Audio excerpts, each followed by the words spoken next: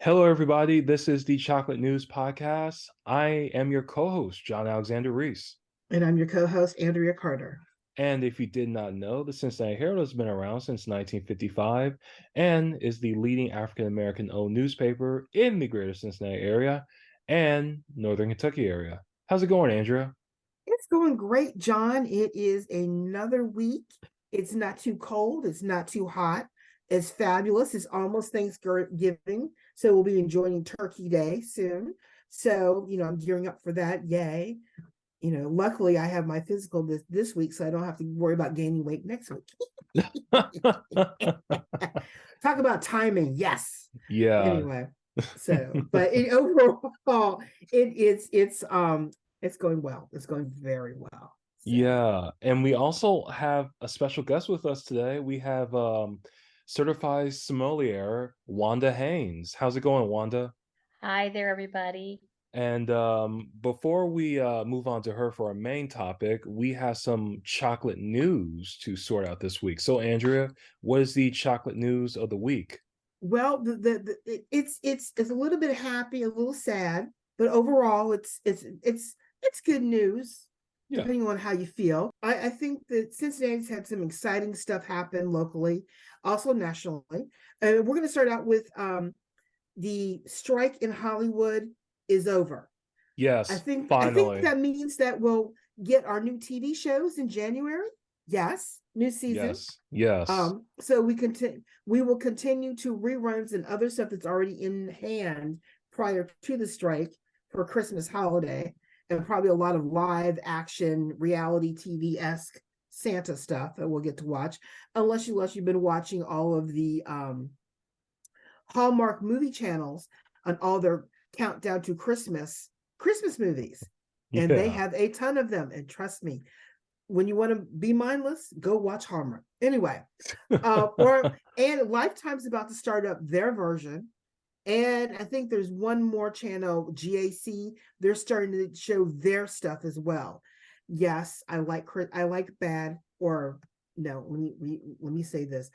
I like B-rated Christmas movies because they're mindless, wonderful, have a formula, but they're so cheesy and happy about Christmas. But anyway, so SAG strike. What do and you know more about this than I do. So yeah, well, you know what? I was reading on I saw the press conference with Fran Drescher and saying what they got.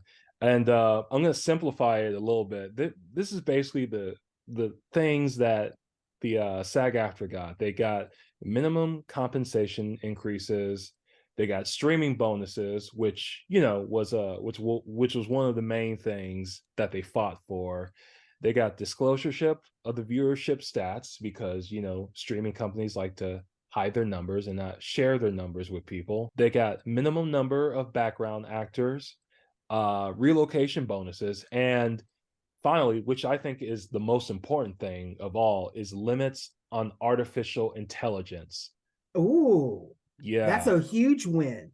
Oh, yeah, definitely. Because, for a while, it was AI was the thing that the studios were hung up on because they wanted to be able to scan actors' faces and use their face in AI for the rest of existence, even after the person died, and not pay them.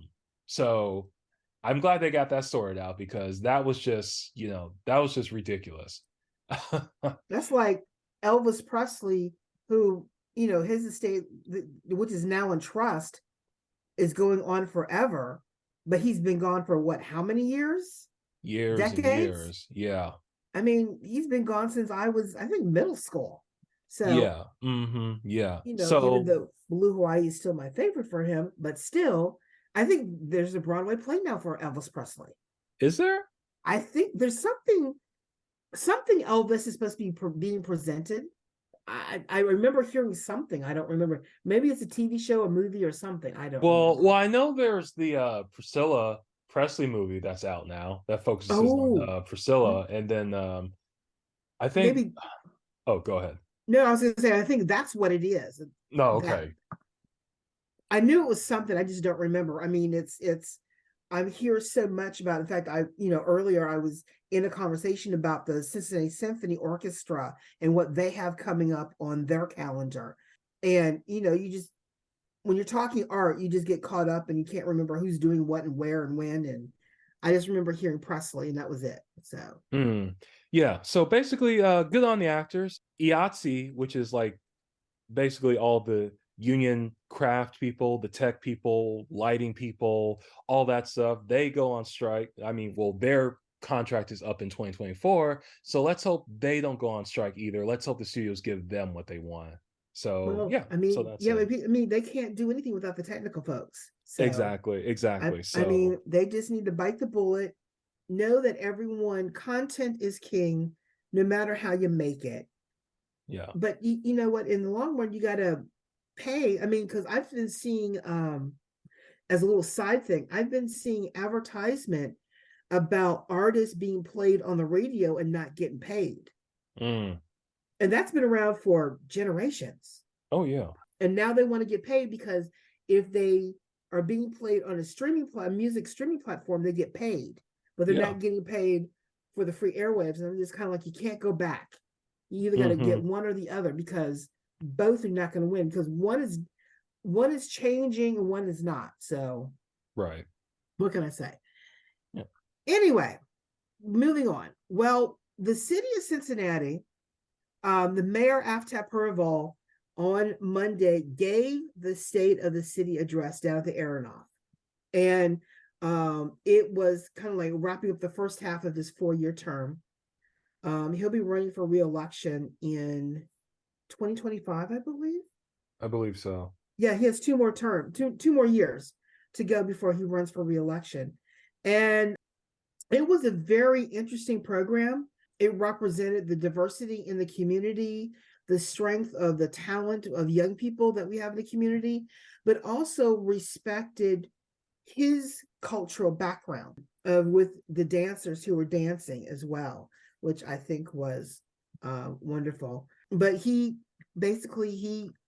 talked about, the momentum that Cincinnati is facing with people moving into the city, how there's a wind of change going on, but also we have to make some hard decisions, because if we want things to continue, we have to bite the bullet and accept that certain things are going to have to be done, and change is going to have to occur.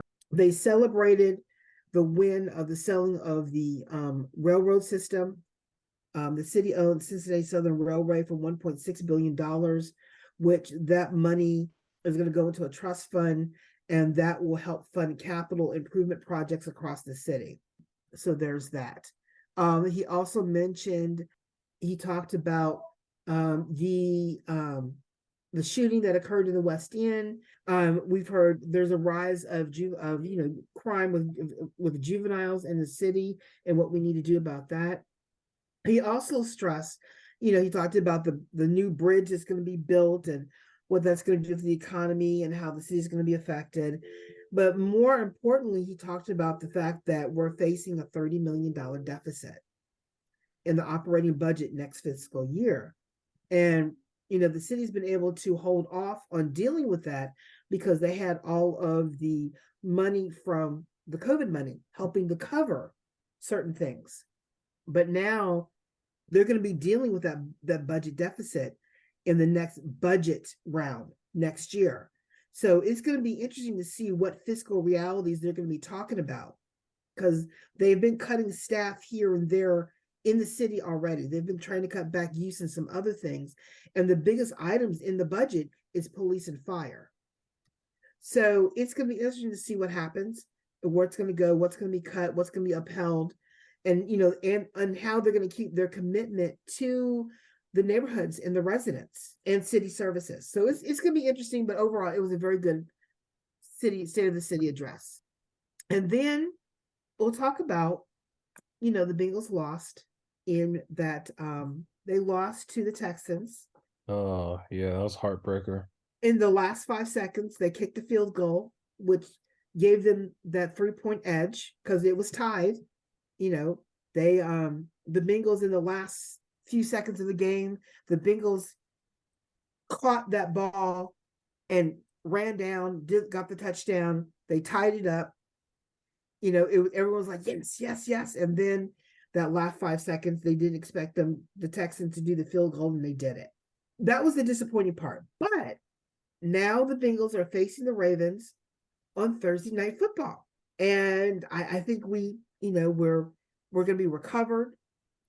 We are going to have a couple people still on the injury list that's going to affect certain things on the field. But overall, it will be on Amazon Prime Thursday night. But those who don't have Amazon Prime will still be able to watch it on Channel 9 News, on Channel 9, because it's going to be local. We'll get to watch it on Channel 9. So that's good news. So I'm hoping for the best.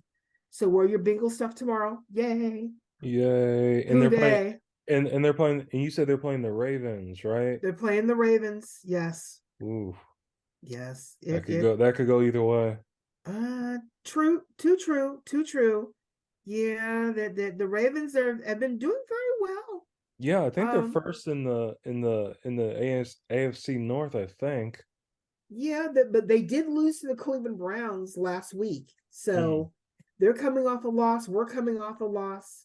So we'll see if we can, bolster ourselves and get back into the swing of things, because, we want that wild card spot. Oh, yeah. So I don't care about anything else. I just want a wild card spot. And then we'll go from there. They are playing in Baltimore. So they will not be here. They will not be in Cincinnati. They will be in Baltimore. And because it's prime time, the kickoff will be at 8:15 in the M&T Bank Stadium. Ever since the football teams have discovered, getting naming rights for these different stadiums, it's unbelievable what these stadiums are names now. It used to be Paul Brown Stadium. Now it's Paycor. Yeah. Or we got the all these different kinds of stadiums. Anyway, I'm not going to worry about that. So thumbs up, fingers crossed, and we'll see what happens in prime time on Thursday. Good news, early this morning, or to sometime today, the House passed a congressional resolution to fund the government until early next year. House Speaker Mike Johnson got it done with the Democrats. Basically, his comment was that we were pleased with the outcome and that we just had to get the job done. And what was interesting is that more Republicans voted against the CR than voted for the CR in September. And the total vote was 335 to 91. And I think that 2 Democrats voted against it, but they voted against it for whatever measure. They're against some measure that they didn't like as part of the CR. But now it goes to the Senate, and once the Senate passes it, the President Biden will sign it. And what is interesting, that Matt Gaetz has threatened Mike Johnson to sort of do what he did to Kevin McCarthy.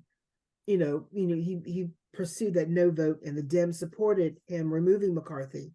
But I think Matt Gaetz will find that he has a harder time removing Mike Johnson, even though Mike Johnson is not the guy you want in that position because of all what he does or does not stand for. At the same time, right now, the Democratic leadership likes working with Mike Johnson because Mike Johnson is not going to backstab them, will not stab them in the back, and he will not talk down to them. And I think Mike Johnson recognizes that the more chaotic the Republicans are going to be, the more he's going to need the Democrats to get things done, especially to keep the government running and functioning. And I think with the chaos, the more the GOP acts up, the more the people are going to decide who they want them leading them and not leading them. The chaos is working against them, not for them. And I think they have to be careful because there's a lot of people who are leaving the House next year, quote, for retirement, both on the Dem and the Republican side. So it's going to be interesting to see what happens. So, but we have right now we should have a functioning government soon. Let's hope. I hope so. I'm getting so tired of this mess. And it comes down to People buying into the craziness that Trump has, former 45 has been saying, and people buying into that crap. But everyone is kind of like, McCarthy represented the extreme chaos. Mike Johnson represents what I call the moderate chaos. Because, if it looks like a duck, talks like a duck, it's a duck. The only difference is this duck comes with some magna leanings, unfortunately, but he says it so nicely and decently. So we just have to watch. He's a used car salesman who looks good. Anyway, I hear you laughing at me. A little bit. Because you never know what I'm going to say. But anyway, that is the end of the chocolate news for today. All right. Thank you, Andrea. And now I want to move on to the main topic of the show. And I want to reintroduce Wanda Haynes, Certified Wine Sommelier. So how's it going, Wanda? It's going terrific. I really love what Andria Carter said about weight gain during the holidays. Well, I will tell you all that I have already started my weight gain. I'm very ambitious. Well, I mean, we're my day job, I work for the Urban League during the day besides doing the podcast. And we had our Thanksgiving gathering today, and it was potluck. Ooh, folks turned out. So we considered it the prep work for the main event for Thanksgiving.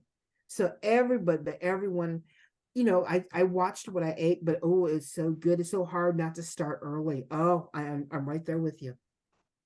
So basically, speaking of Thanksgiving, I invited Wanda on because Thanksgiving, it's a good time, your family, you have delicious food.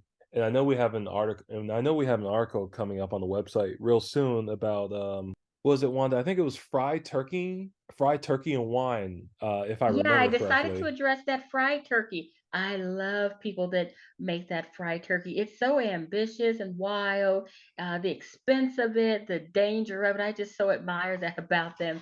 It's not for me, but I do enjoy a fried turkey. But yeah, that's going to be coming out, I guess, this coming Saturday, from what I understand. Yes, yes, it will. But also, I wanted to say, since it's the holidays, it's a good time to drink some wine. So, what kind of wine would you recommend for this Thanksgiving? Well, yeah, it's always a good time to drink some wine. But, I do think about cost when I talk about wine and suggest wines to people. A lot of us are watching our finances right now because the economy has, taken a leap of faith here. So there's a few wines I'm going to throw out that I haven't really discussed before. This particular wine for the holidays can pair with a red meat, a poultry like our turkeys and roasting hens, and it can also pair with a seafood meal. So the wine I'm talking about is called a Grenache. A Grenache is a red wine, mainly from Spain, and the red version is a big, bold, dry red wine. Somewhat spicy, beautiful, beautiful wine, similar to a Cabernet Sauvignon, a lot less cost. This particular wine is also made in what's known as a Grenache Blanc, a white Grenache. There's your white wine. It's also produced into a rosé, a sparkling rosé. So when you consider that this one wine has three different options for your holiday meal, it's a good thing to consider it. So the red version is fairly priced. It isn't anything like a really high end cab, and it definitely will pair with your prime rib, your stew, your beef stew. If you're having steaks, the choice cuts of steaks for sure. And it will pair with those types of things. A lot of people hunt and they're having venison, and it makes for a good marinade for the venison, of course, with shallots and peppercorns and garlic and that type of thing. It also is delicious to serve with that type of meat. So when you move on to the Grenache Blanc, the white Grenache, then you're talking about maybe chicken and dumplings, a pairing for that. You also can pair it with your seafood dishes. Some people don't eat red meat or fowl, they are on seafood. If you're having crab legs, it certainly would pair well with that. baked fish, if you're just buying a good old bag of frozen cod, and there's nothing wrong with that, and you're putting some butter and maybe a little bit of chives, fresh chives, salt and pepper. You certainly can pair the Grenache Blanc with your seafood as well as your poultry. Grenache also is available in a sparkling rosé, and wow, was this a delicious wine! Oh my goodness, it's absolutely delicious. It's made usually from 100% Grenache. Now, this wine will pair with the poultry and the seafood, actually, especially if you're having the king of the sea, which is the salmon. That rosé sparkling Grenache will pair with that. And then you have a Pinot Noir. A Pinot Noir is a light bodied dry red wine, and the best ones are from Oregon. They're from everywhere, but the best ones are from Oregon, especially. I would say in the past 15 years, they really upped their game, and they are scrumptious, very well produced. Well, you can purchase them from maybe $15, $20, and they do go up. And they also are available in half bottles. So half bottles are terrific because they lower the cost of the wine. They really fit snugly in like gift baskets or holiday baskets. They're great stocking stuffers for adults. Well, this Pinot Noir is perfect for pairing with the turkey, whether it's fried, roasted, fricasseed, with however you prepare your turkey. If you're cutting costs and just using a chicken, there's certainly nothing wrong with it. I think they must be a third of the cost or less. Pinot Noir pairs with that as well as salmon and other fishes, because a light, dry red wine does not interfere with the taste of poultry. Well, Pinot Noir is also available in a Pinot Blanc, a white version of that. Very refreshing, very beautiful, refreshing wine, and it is white. Again, it'll pair with like chicken and dumplings, or if you're someone who's just having like shrimp with grits, you're just doing a rustic type meal, it certainly will work with that. All of your seafood, including mussels and crab legs, fried fish, the Pinot Blanc is lovely like that. Well, a Pinot is also a sparkling rosé. Right. So I'm pulling these two wines out because they're very versatile and come in other dimensions and other styles. So a sparkling Pinot Noir is absolutely lovely. The price of them is very nice. And they also pair lovely with seafood and shrimp. Like I said, if you're having shrimp and grits or barbecue shrimp or crab legs or something like that, and adjacent to your turkey, some people have several proteins on the table. I really like that type of style where hey, I'm going to eat everything. I've got the money. I'm going to just have everything for dinner. But yeah, those are two wines that I suggest the listeners check into for their variety, their price points, their availability, and the various styles that each one comes in. Wow. Well, that I definitely learned a lot just by that. I know. I mean, I Um, was like, ooh, what do I pick, for next week? I'm for me though, I like the fact that you said red wine because I'm more partial to red wine now than I do white and red during the summer months and spring and summer. So I like what she said about that. And also a Zinfandel is a nice option as well for the holiday meal table because it's low in tannins, just like the Pinot Noir, but a Zinfandel is low in tannins. What a lot of people don't realize is for your dessert table or just for dessert altogether, that a Zinfandel is actually in a sweet version.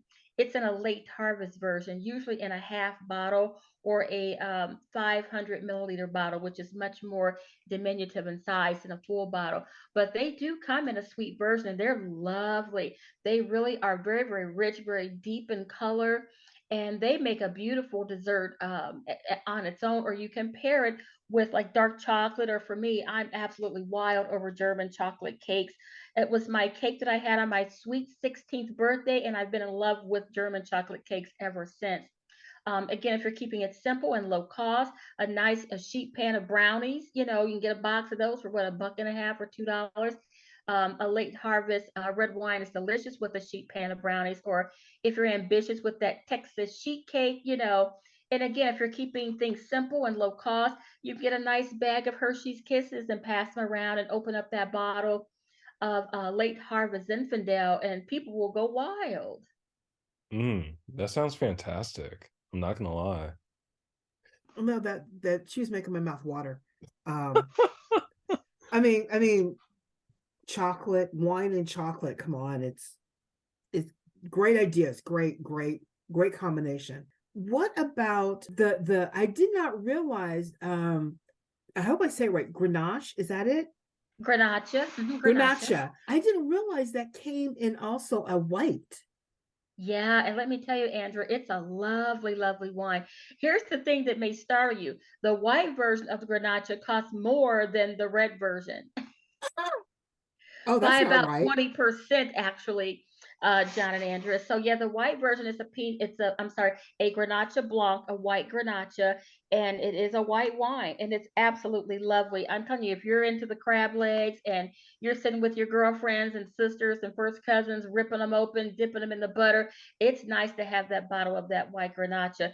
It isn't easily as found as the red version. If you find them, and you will, especially at like Whole Foods or I mean, Cincinnati is a very sophisticated metropolitan area. There's tons of wine shops here.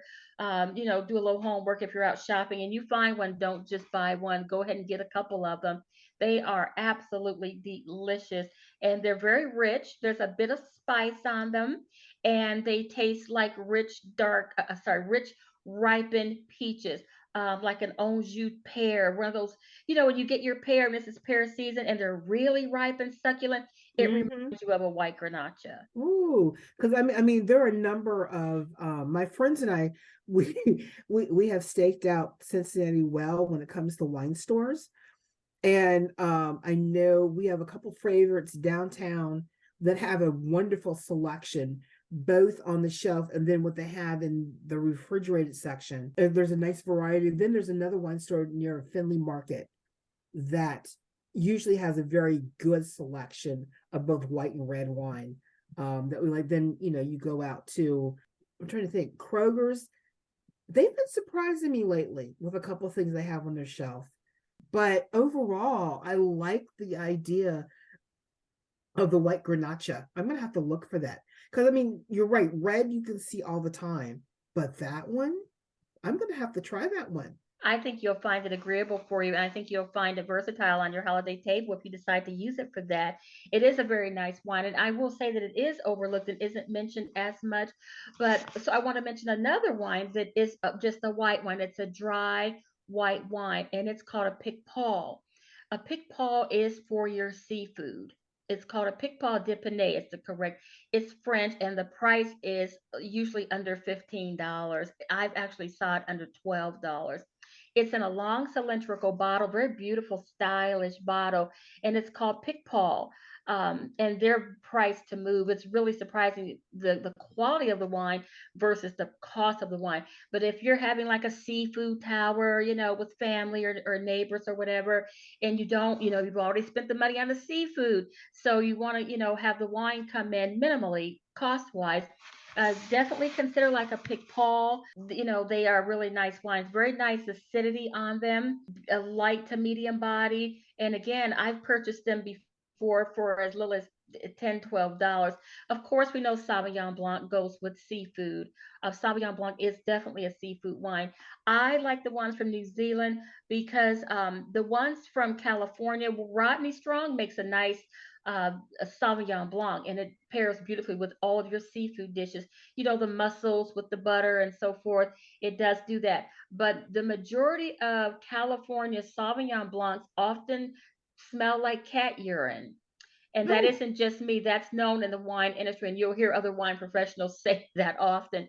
And that's not to offend any California, producers, but that is just the truth, the majority, because they have a different climate in which they grow the Sauvignon Blanc grapes versus New Zealand, which has a perfect climate, much cooler weather for those grapes, and it produces more of a grapefruit lime zest flavor profile, which is so agreeable. I mean, the New Zealand Sauvignon Blancs are all that. They are everything. And the prices are amazing. You can get a really nice New Zealand Sauvignon Blanc anywhere from $12 to maybe, I would say, 22 at the very most. And they are lovely. Gießen makes one. I may be mispronouncing. I always do. It's Gießen, and it has more of a creamier mouthfeel. You'll taste the bananas, you'll taste the guava on that one.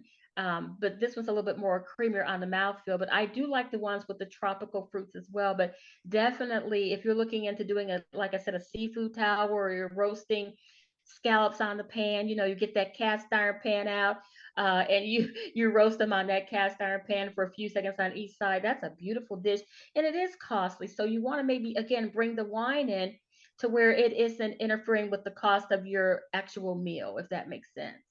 Don't some Sauvignon Blancs, aren't they a little sweet or not? They're not supposed to be sweet. However, there is a late harvest Sauvignon Blanc. I'll hit that. So they aren't supposed to be. The ones from New Zealand are not. They are dry, and you get that heavy dose nose of that grapefruit peel, that grapefruit flesh, and the citrus and the lemon. You get that immediately, but they are not sweet. I have had a few, and they were not agreeable to me, and I thought that they were not well made very well, and they were a bit sweet. That was off-putting to me. I like a very dry Sauvignon Blanc with that heavy grapefruit nose and that lemon lime effervescence to it. So but to answer your question, I have had a couple that were sweet and they were not agreeable to me, but to each his own.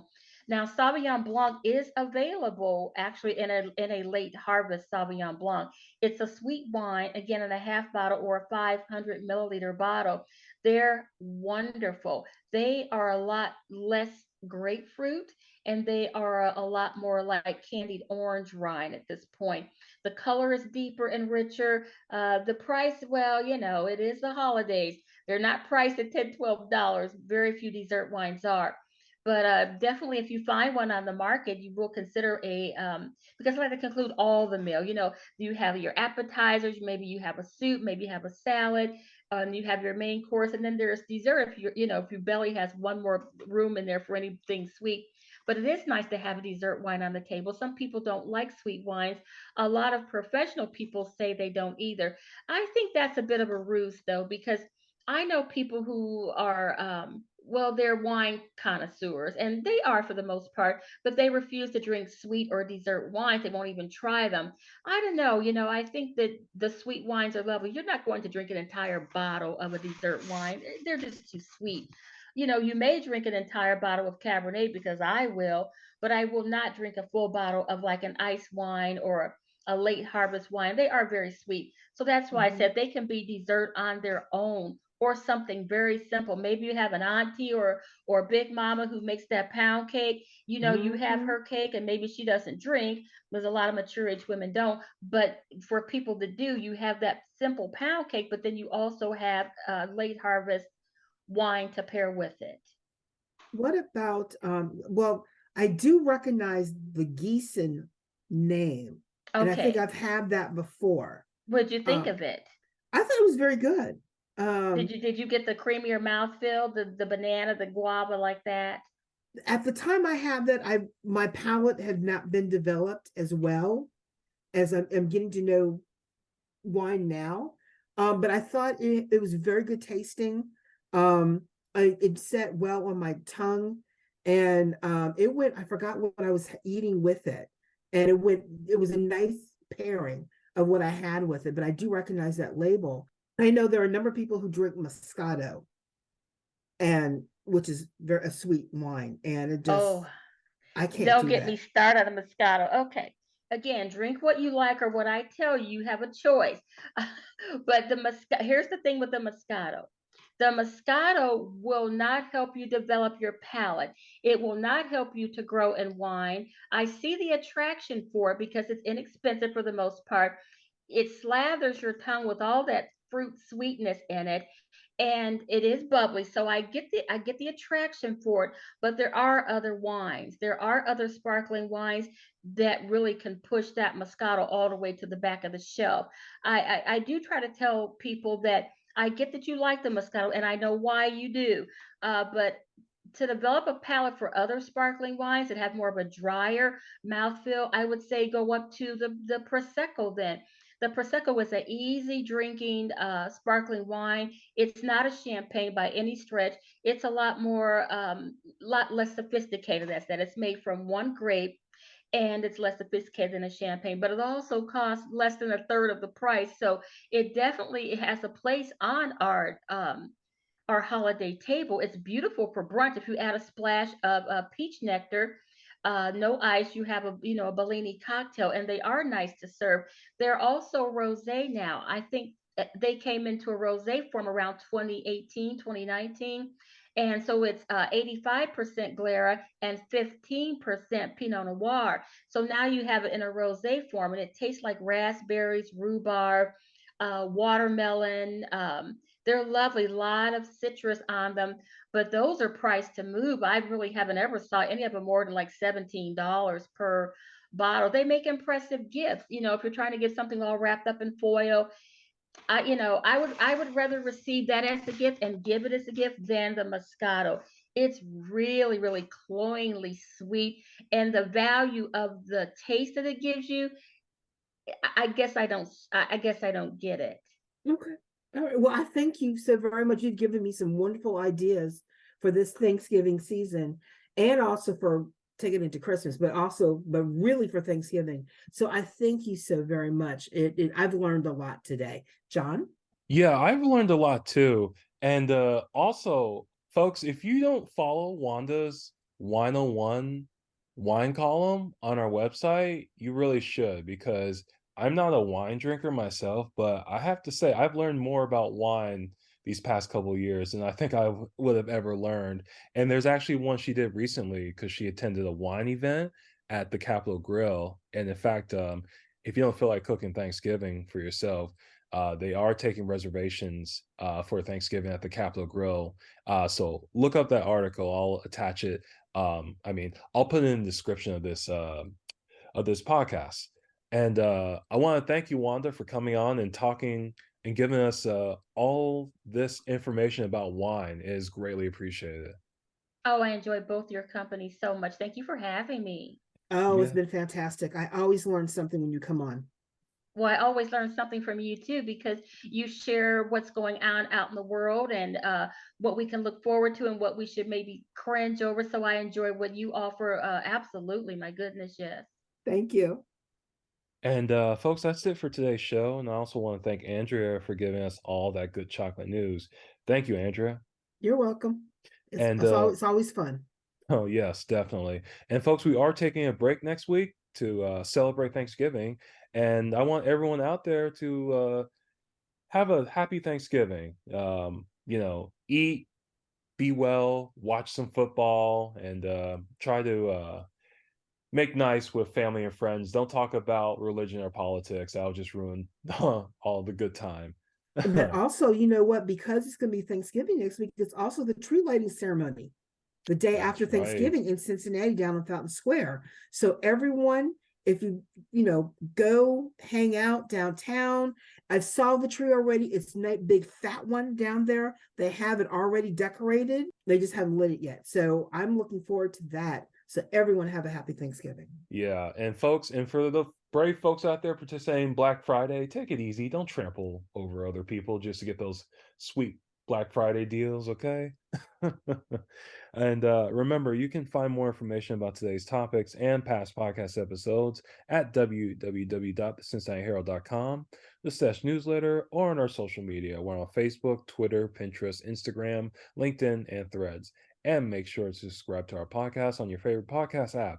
Our podcast is on Apple Podcasts, Spotify, TuneIn Radio, Amazon, YouTube, and Google Podcasts. In addition, the Cincinnati Herald is now accepting applications for an advertising representative. So please call or text our publisher, Walter White, at 513-680-7076 for more information. I'm John Alexander Reese. And I'm Andria Carter. And have a good day and an excellent Thanksgiving.